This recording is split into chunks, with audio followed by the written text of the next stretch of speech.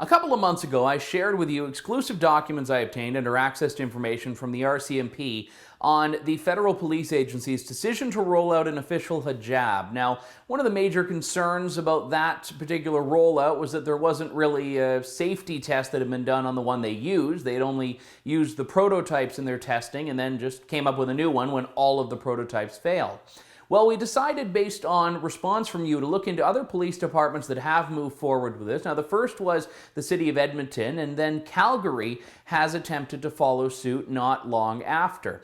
Now, because Edmonton was the trailblazer as far as having official hijab uniforms in Canadian policing goes, the city of Calgary decided to look to Edmonton for their policy, for their designs, for all of this. But what was interesting is that in Calgary, there wasn't even really a need for it.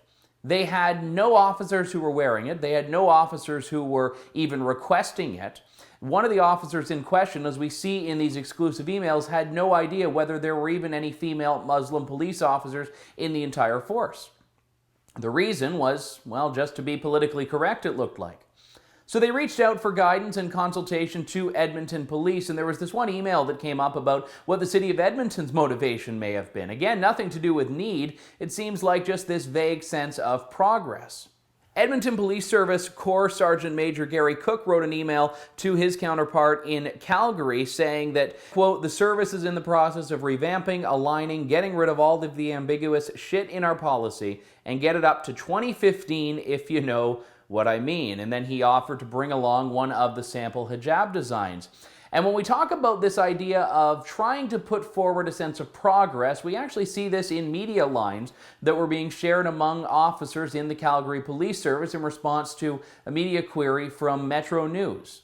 "This is a great national story to have our voice in," wrote the communications specialist for the Calgary Police Service, Amy Castonguay, in an email to some of her counterparts who were involved in this process. And this was at a time that there were a number of media inquiries from a number of agencies about this, but the fact is, police departments, it looked like, were far more interested in being in on the action than actually policing, than actually doing what it is they're supposed to do, which is focusing on the uniform, the safety of officers, not focus on getting their names in the media when it comes to announcing that they're progressive. And again, this is all based on a request that was non-existent. No officers had asked for it, and no officers were demanding it. But this is what we see in 2016 when policing is putting this best foot forward in the press to look at how progressive they are. For the Rebel.media, I'm Andrew Lawton.